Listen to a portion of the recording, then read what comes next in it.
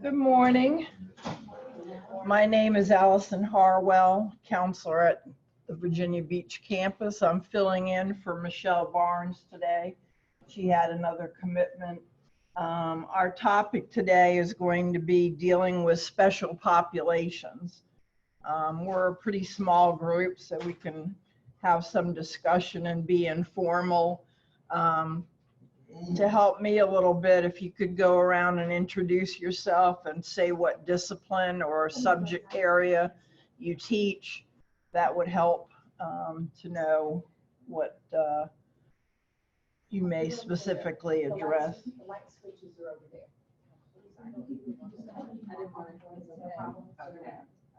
Do you want the lights on or? That's fine with me. Yeah, that's good. Okay. I was trying to cut the lights.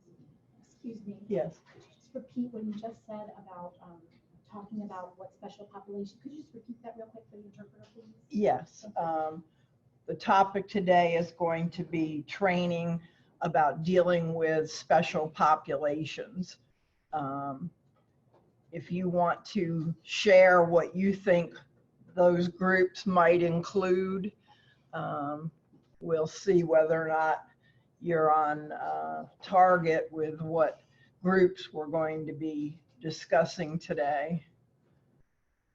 What type of students do you think might be included in this heading of special populations? Yes. Would a transient student be in that population? A special population? Well, it could be, but generally transient students you would only probably see one time and usually it's in the summer because we get a lot of visiting students who are returning home for the summer and maybe want to catch up on a class that maybe they didn't do so well at their home institution, or maybe get ahead a little bit so they have a more comfortable load when they go back in the fall to the other school.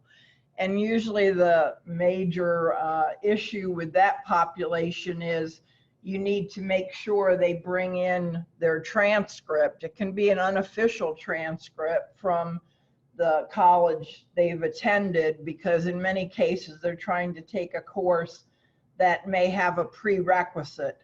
For example, chemistry, they may want to take here in the summer. They would need to show proof that they are eligible or have math at a level that allows them to go into pre-calculus.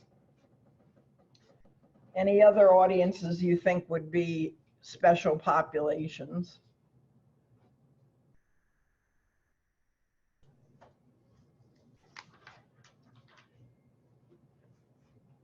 Handicap? Okay, we have accessibilities counselor in our office, and students who have special needs, either physical or emotional problems, they would be among the special populations. Again, in that case, as a faculty advisor, you would most likely be doing a referral to Vicki Rogers, who is the accessibilities counselor in our office, because she would be outlining the special accommodations that those students need, like maybe they need an interpreter, or they need a note taker, or they need tests that are not timed and they are sent to the testing center to do their midterm or final. So we'll have all that information before the student comes to the classroom. Right. Okay.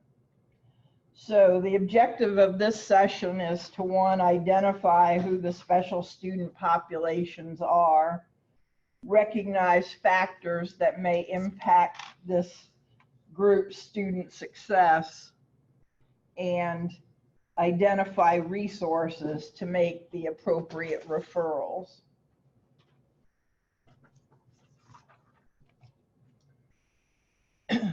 So this is who we in counseling identify as special populations. Students who receive financial aid. That's probably about 25% of our students.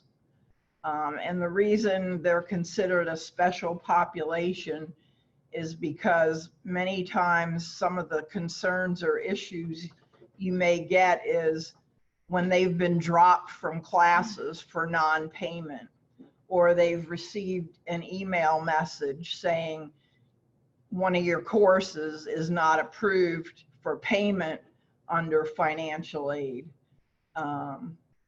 The federal government has tightened up quite a bit in the last several years, stipulating that they will only pay for classes that can show that they pertain to the student's objective as far as their program of study.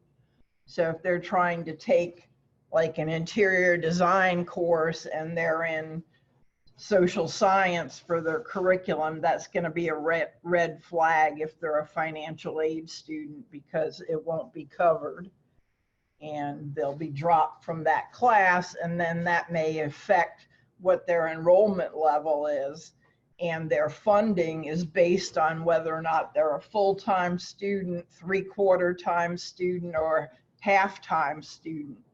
So when they drop from 12 credits to 8 because a 4-credit course got flagged as not appropriate, they go to half-time and they only get half the amount of money they thought they were going to get. So lots of times that causes them to be upset and disgruntled. Military-related students are another group, and this isn't just active duty, but it's retired, it's spouses and dependents. It used to be that the Center for Military and Veterans Education, located in the Kempsville building, had their own advisors. About a year ago, that no longer existed, and they all got referred back to main counseling. So as faculty advisors, you will see military-related students. Again, their funding source is the Veterans Administration, and just like financial aid, they have to have a degree plan, and they have to take courses pertaining to that degree plan. And in order to get basic allowance for quarters, BAQ, they have to be full-time students. Another group is those that are academically at risk. These are students who have not done well academically, and their GPA has resulted in them being placed on academic warning, probation, or suspension. And there are certain stipulations about those standards or status that affect what you advise students to take. Usually anyone who's not performing well academically, we try to encourage that they cut back on the number of credits they attempt. Usually it's going to be to their benefit to improve their GPA the quickest, to repeat a course they did poorly in, because the second grade replaces the first grade. The next group are those with academic, mental, and physical disabilities. And these are the students I was mentioning that usually get referred to the educational accessibility counselor, Vicki Rogers. Non-native English speakers and international students. ESL is a special population. One thing specific to that group is that every semester their enrollment form has to be signed by an advisor. They are blocked from being able to enroll online until they've completed the final level, the bridge level of ESL. They can't take other classes, and they can't self-advise, so to speak, and enroll online. And then students who are on an F1 visa, they have to see the international student office staff. Jean Natali oversees that office, and there are specific criteria that they have to comply with. They have to be full-time students taking at least 12 credits, and they're supposed to be enrolled in those classes before classes begin. So they're not really supposed to be taking dynamic or second 8-week classes. They should be in 12 credits from the beginning of the semester, because we have to report that to immigration.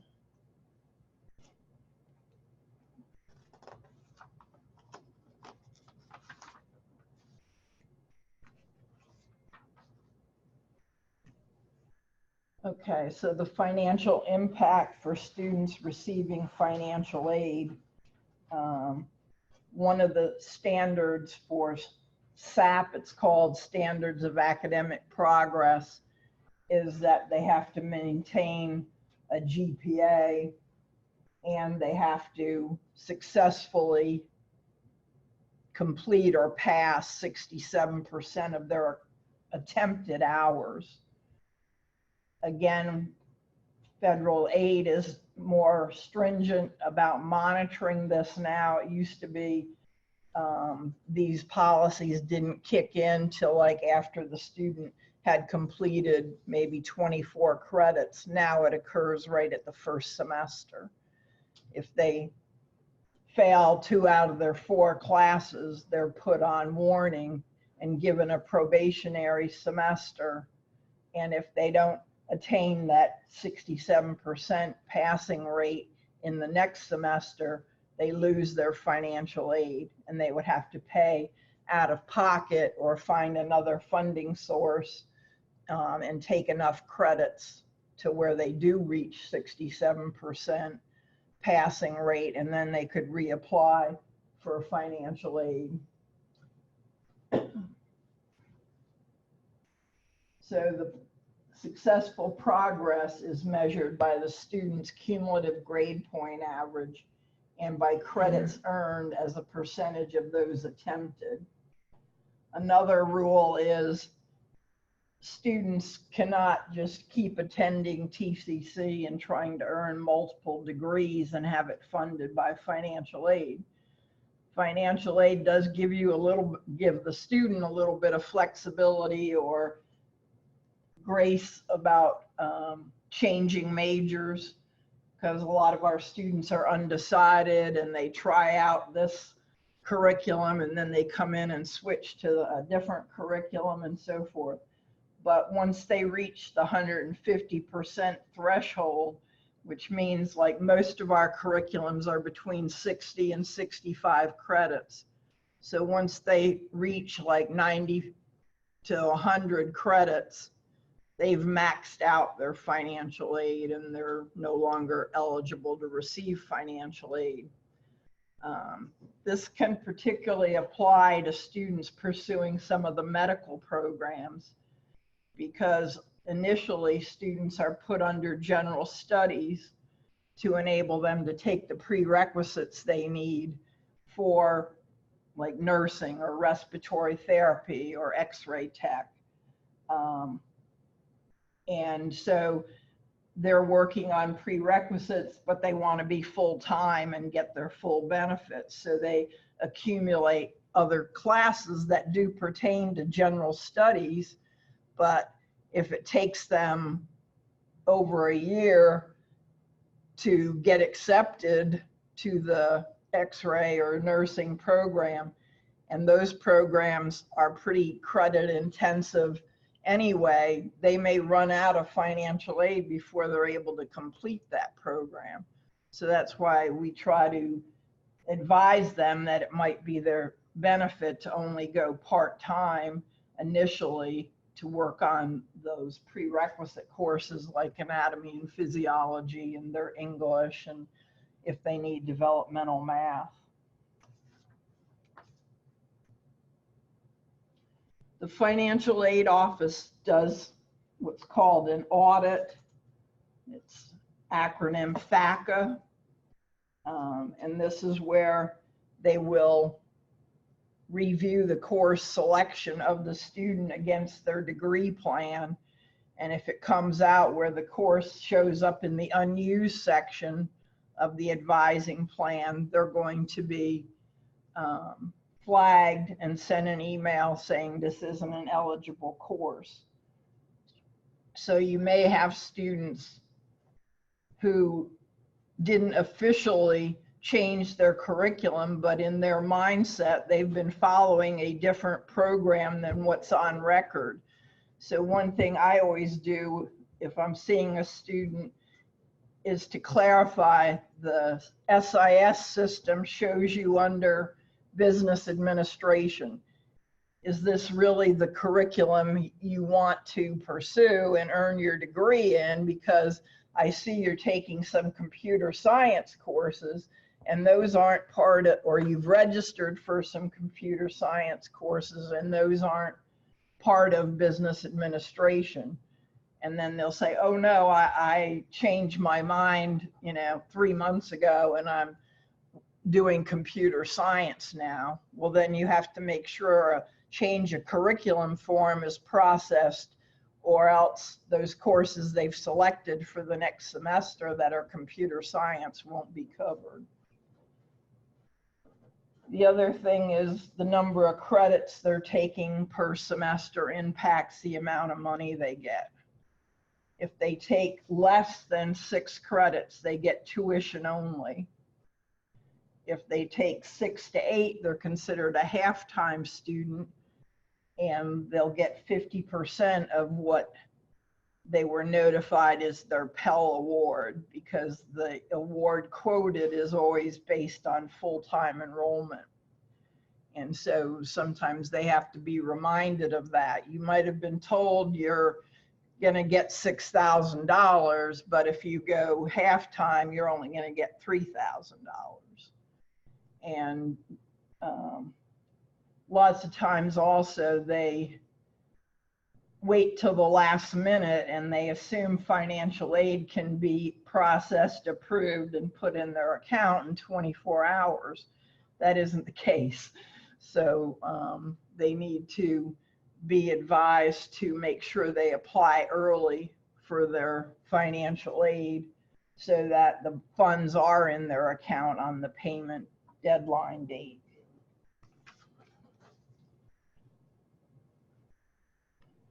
Okay, so the military related students refer to any student who's either on active duty, is a veteran, is married to a military person, or is a child dependent of that military person. The active duty member can transfer or assign their benefits to a spouse or a child if they want to. And there are certain programs like MyCAA, which is for spouses, which is a separate funding program for the spouses of military members. Again, they have to choose a curriculum that's approved by the Veterans Affairs Office. They can have, and now under financial aid as well, they can have a secondary curriculum.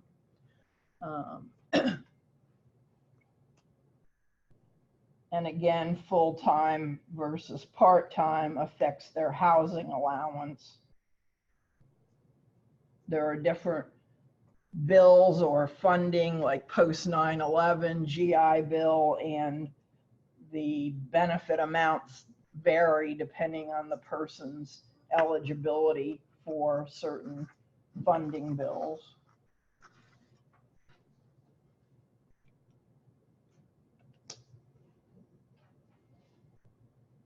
Another thing unique to veterans is they go more on a clock hour basis than a pure credit basis. So if a class is dynamic, they don't get paid, and that's what's making them a full-time student. They don't get paid full-time the full semester.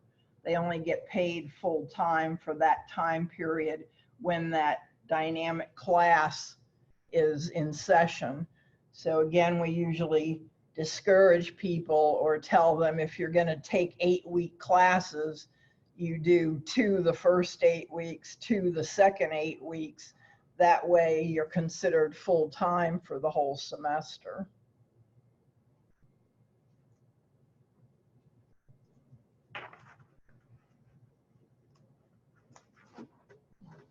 The thing about the 150% rule is when a student initially maybe declares a certificate or career studies program, but then after they've tried it out, they decide, oh, I'm going to go for the degree.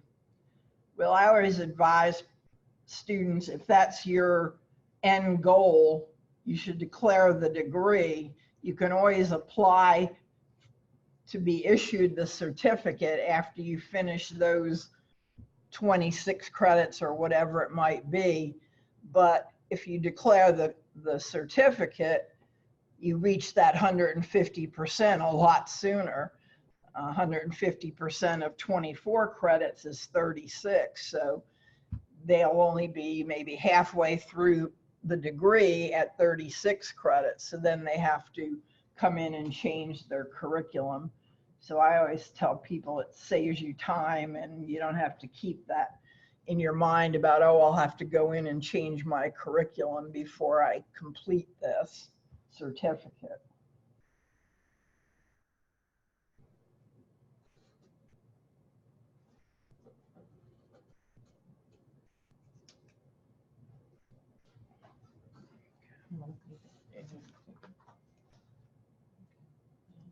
So we have some resources here which you may want to note to refer any military students that you see. Pertaining to their benefits, they should be referred to the CMVE because their staff does still assist them with doing the necessary paperwork to get the benefits they're entitled to. Tuition assistance is primarily used by active duty, and it's limited to a certain dollar amount. So they may only be able to take 2 classes a semester and have it funded by tuition assistance. But usually if they're active duty and standing watch or, working for the Navy or the Air Force, whatever, they really probably can't handle more than 2 classes a semester anyway. So that's one thing.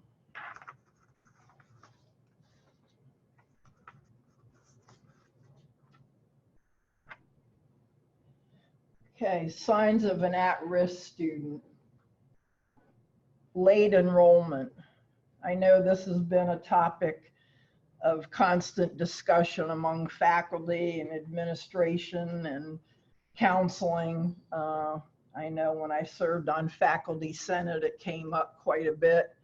A lot of debate about whether we should have late enrollment.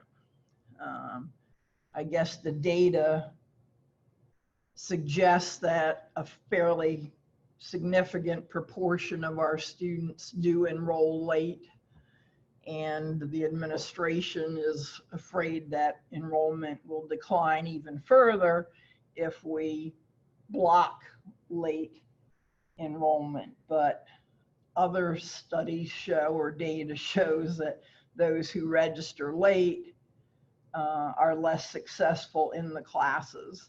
They may have missed significant information about the course. Attendance may be included in the instructor's grading policy, so just missing a couple classes could bring their grade down. Number of withdrawals and/or failures. A withdrawal in the eyes of financial aid is the same as an F. It's an unsuccessful completion of the course. It doesn't hurt their GPA, so that standard of academic progress, the GPA may not be affected, but that 67% successful completion is impacted by withdrawals and of course failures. A D is considered successful completion of the course. But again, if you get straight Ds, you're not going to have a 1.75 GPA, which is the other standard. Fluctuating semester success. Sometimes there's a very reasonable explanation for that. Students may have had some kind of family emergency, medical issues, suffered a major life crisis event, and so that may have been the reason they had to withdraw, or they didn't show up to take their final and therefore they got a low grade. But other times it's more of a situation of the student either having unclear career goals, being not necessarily committed or dedicated to doing their schoolwork faithfully. Maybe the pressure to attend school is coming externally, not internally, by parents or whatever. And so you can see fluctuating success semester to semester. And then attendance. If a student is very lackadaisical about attending or very, casual about, well, I'll go this week, but I won't go next week. Again, they probably are not very serious about their studies. So a student is placed on academic warning whenever their GPA goes below 2.0. And that's usually the first sign of some academic difficulty, or perhaps a need to call them in and have a discussion with them about, well, what happened or what was going on, or is there some other factors that are impacting your studying, or you're coming to class, or you're doing homework. Sometimes it's as basic as my car broke down, I don't have transportation anymore. The academic probation is kind of the next level. If they fail to maintain a GPA of 1.5 after attempting 12 credits, they're put on academic probation. And a hold, when you look at the SIS screen, a little red circle with a line through it is an indication of some kind of hold on their record. And lots of times it's put on by the Dean of Student Services for academic issues. And then suspension is the final level when you have a GPA below 1.5 and you've attempted 24 or more credits. You're forced to sit out a semester, and then you also have a hold placed on your account, and you have to come in and see an advisor, and they have to sign your enrollment form checking academic standing as the criteria or the basis for needing a signature. Any questions so far? Yes. Let's say I had some advisees. They completed 24 more credit hours. Would I get some kind of notification that one of my advisees is in one of these categories, or would I not know? You pretty much, just have to look in the SIS on their enrollment screen by semester and see what the most recent standing is. Like it'll say good standing, academic warning, academic suspension. and also be knowledgeable or make a point of checking their GPA. And if you see that it's below 1.75, you know that's a red flag that they're going to be blocked from again doing their own enrollment online, have to come in and see someone and get a signature on an enrollment form and then take that to enrollment services in the Bayside But I building. wouldn't have to notify a student. Mm-mm. So it's No. Any other questions? We never did do the introductions. Can we do that now? You want to start? I'm Valerie, and I teach ASL on the Chesapeake campus. Okay. Diana Brand, and I teach math on this. Kerry Fu, I teach math on this campus. Okay, thank you. Angela Bell, I teach math laboratory technology. Jim Benson, I'm on the Portsmouth campus. Thank you all for coming. The next group we'll go to are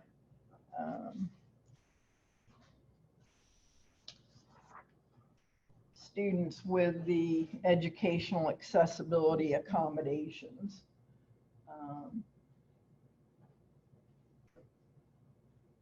Lots of times they'll self-identify when they come to counseling to check in. They'll say, you know, I have a individual educational plan, IEP, from high school. I'd like to see the disabilities or accessibilities counselor. And so then they'll be given an appointment with Vicki Rogers. Basically, they're going to be advised like any other student about taking courses appropriate for their program of study. You don't want to make notations about their disability. This is kind of protecting their privacy and confidentiality of their special needs.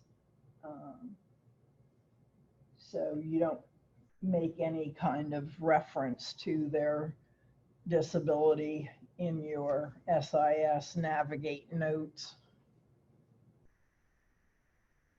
And Vicki Rogers, like I said, would be the one to coordinate their accommodations and give them the letter that they bring to you as an instructor teaching a course about what special accommodations have been approved for them. And it is a legal issue that those special needs have to be provided. A lot of times they don't feel like the faculty are understanding or meeting those accommodations. The next group are those non-native English speakers. So Jessica is a worker in international student services, and she deals mostly with the F1 visa students as far as certifying them as eligible to be on a student visa here, that they're enrolled in 12 credits, and that they've done that prior to the start of the semester. The next group is the ESL program.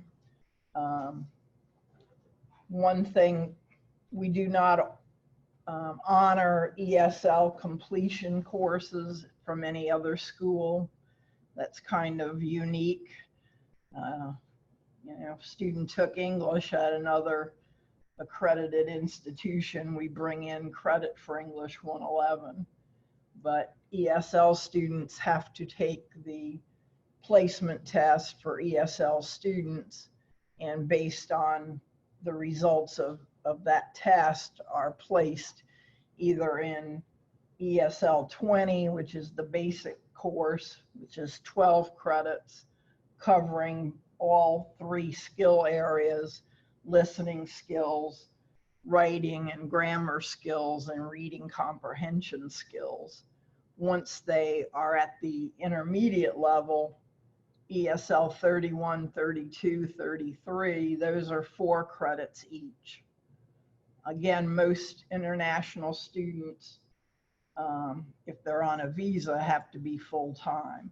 If they're resident aliens here, they can be part-time. So Jillian Durham is the main lead in the ESL department.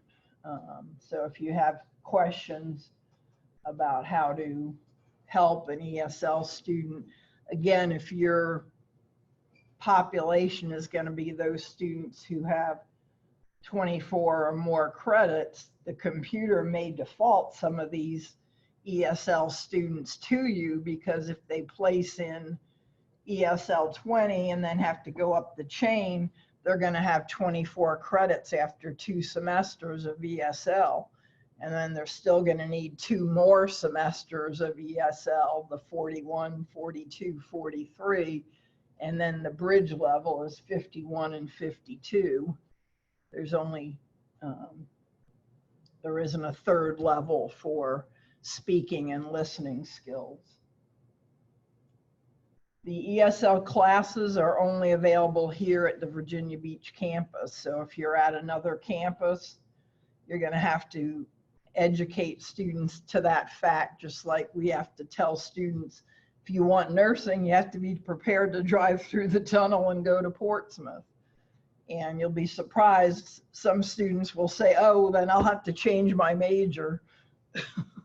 They don't want to go to that inconvenience or that distance to travel.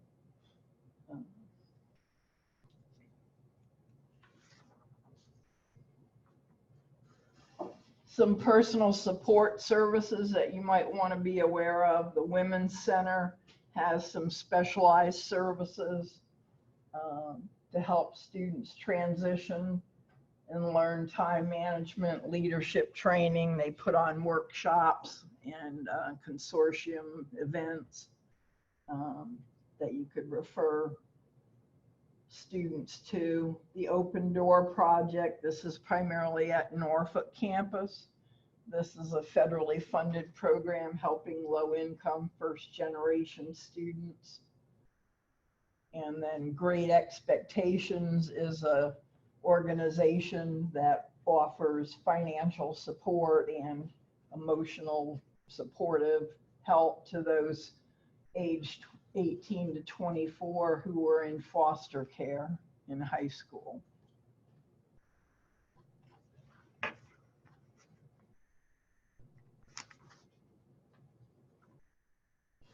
There's also the Intercultural Learning Center. This is one of their missions is to embrace diversity and promote inclusion. They put on a lot of cultural programs and special events. Gary Noah, who's an IT faculty member, is the advisor for the Computers for Student Success. And he sends, I know, faculty emails periodically about referring students there. They can get a desktop computer for $25. They have an application to fill out. They also can, there's a lot of student volunteers that work for the computer club, and they will service or overhaul computers of staff and faculty for like a nominal $20 fee, I think it is. And then we have a community resource guide. Counselors and advisors at the community college level are really not supposed to provide personal therapeutic psychological counseling services. And so students who are dealing with those issues, depression, bipolar, hyperactivity, we refer out to community specialists or organizations that are set up to provide that kind of help.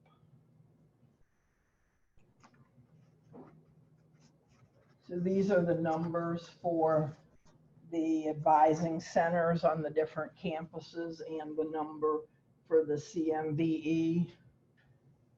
If you come across questions or are asked questions by students that you don't know the answer to, you can always reach out to your campus counseling and advising office and get one of those staff to assist you.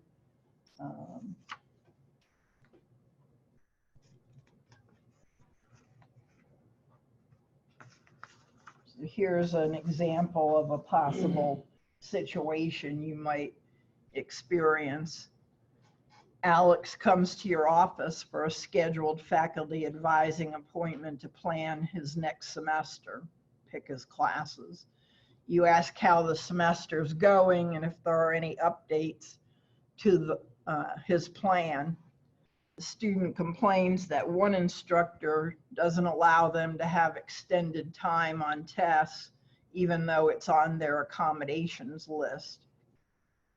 They also indicate they're needing to pick up an extra job to help cover bills because the minimum wage part-time job they currently have isn't enough. So they'll most likely have to reduce their course load next semester. They use military benefits and financial aid to pay for courses. And this is legitimate. We do have students who qualify both for financial aid, which is kind of need-based, based on income, and have entitlement to military benefits. What would you do and how would you document this and navigate? So what kind of issues are presented here that you probably should deal with or address and discuss in your conversation with this student?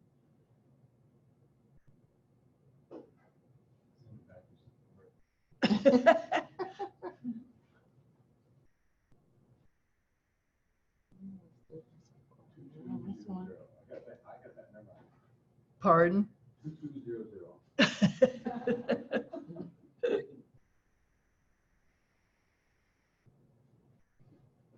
Okay, well, one thing maybe you may want to contact the accessibilities counselor on whichever campus this student attends, because each campus does have someone designated as the accessibilities counselor, and verify that they do have this accommodation of extended time, and perhaps ask that counselor to reach out to the faculty member and reiterate or remind them or encourage them that this is an accommodation that they should be providing, and if it's not feasible in the classroom, to make arrangements to drop off the test at the testing center and have it administered there. And make sure it's up to date. Right. Yeah. In the last 3 or 4 years, I've had 5 of them that have run out. Okay. One run out 2 years before. Oh, gee. The last date on the sheet. Yeah, it should be current. They should be coming in every. So, I mean, I gave the student accommodation because I've had them before. Right. But I contacted Vicki. Right. Another issue here is their funding. If they, I mean, I would question, you know, like how, maybe talk about budgeting, because if they're getting both financial aid and veterans benefits, it would seem to me, and they have a part-time job, seems to me they should be able to be meeting their bills. So perhaps they need some financial management advice, and to have them kind of keep track of their expenses for a certain period of time and look at that with them and see whether or not they should be able to manage with what they have coming in. If indeed they do have expenses that this income isn't sufficient to cover, then they probably do need to adjust their enrollment level if they're going to take another job. Maybe instead of getting an extra job, they should find a job that pays more than minimum wage. Or maybe you could refer them to the financial aid office to see if there are any work-study positions available on campus that would cut down on extra expenses for transportation and so forth. The thing about documenting and Navigate, as we talked about, you don't want to put in there what their disability is. You would just maybe make, and you don't even want to probably say that you made a referral to the disabilities counselor. You could just use her name, say, you know, contacted Vicki Rogers for assistance. Because you just have to be cautious of being too revealing with personal information. Anything else you think should be addressed with that student? Okay. Are there any questions that you have that I can address for you or with you?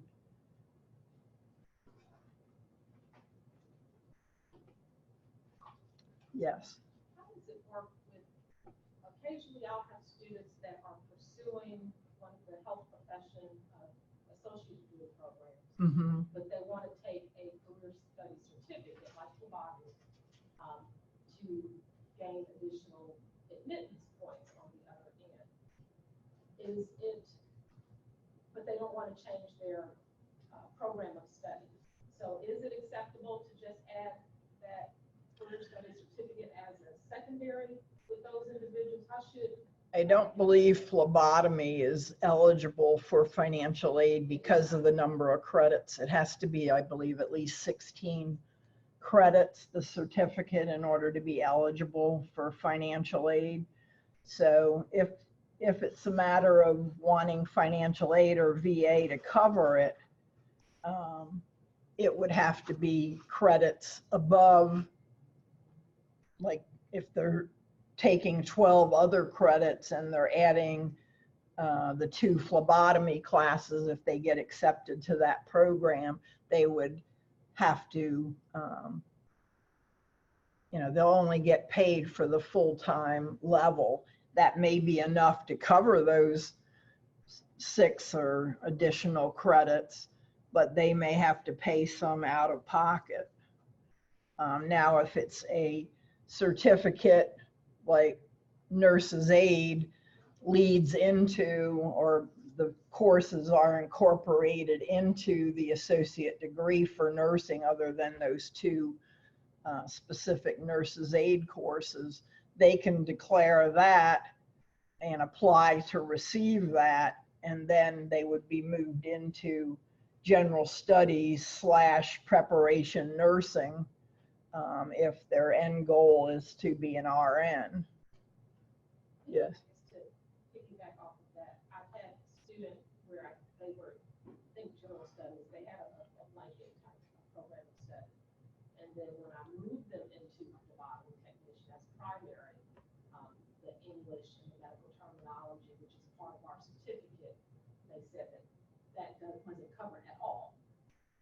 And I didn't know if that was accurate or not, but the student was very, if their curriculum reads phlebotomy, yes, because that's not an eligible program, even though those 2 courses are contained in other curriculums and normally would be paid for.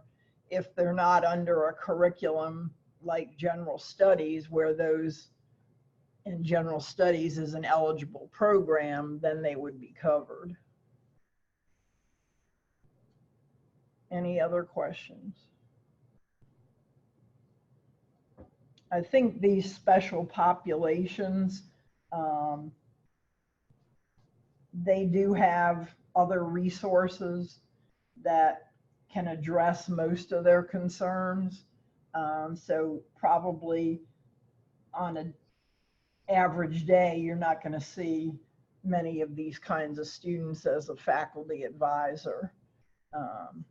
You're going to see more of the traditional returning student who's pursuing a technical or transfer curriculum and is wanting assistance on picking appropriate classes. I think the most challenging role as an advisor with that population that you'll probably encounter is the transfer students if you're working with that group, because there's so much to know about requirements from one school to another, one program to another, and you have to get comfortable with those resources and how to access them and how to reference like the TES system, transfer equivalency system that shows how courses transfer from one institution to the other. That's a tool that is available to you on the TCC homepage. You can just type in TES in the search box and it'll take you to that tool, which you can then put a specific school in and it'll list all their classes. Now, it may not be a comprehensive list because it's generated primarily from transfer students that we've had come to TCC from other schools, and historically what we've evaluated and posted as comparable equivalent credit. So you may get students who have a course that sounds and reads on their transcript as something that, you know, should come in as intro to sociology, but it's not listed in TES because perhaps we've never gotten a student yet who had sociology at that school. But they would then in the registrar's office read the course description from that school's catalog and likely add it to TES and post credit to the student's record for that course. Anything else I can answer? All right, well, I thank you for coming and good luck. Very well done.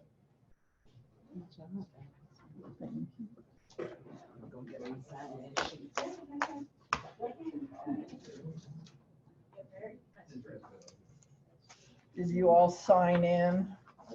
Yes.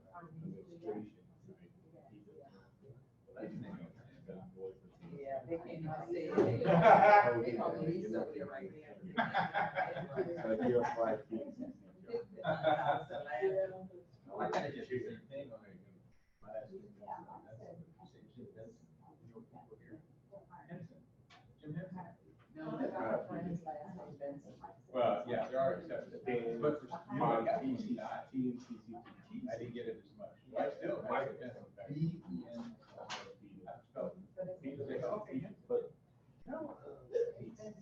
yeah. But then you're at the beginning. Oh, because he was so famous. That's why I say when he died, it helped. It helped me with that. Yeah. Yeah, no, nobody else. So, should I have your number memorized? Oh, yeah, Allison's been a great idea. She's the. Oh.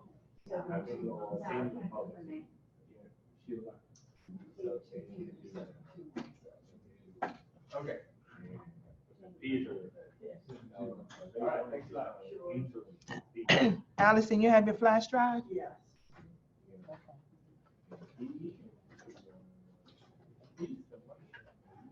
Did you walk over?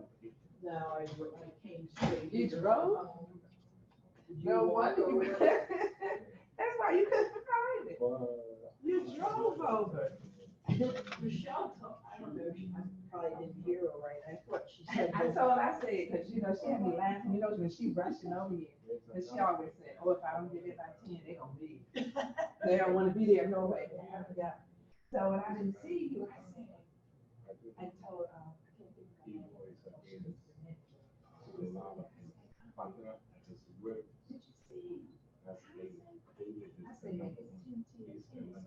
she probably already over there. Let me go ahead and over here. She said it was in the large room right at the top of the stairs. And then they were having the job fair in there. So then I walked downstairs and asked the.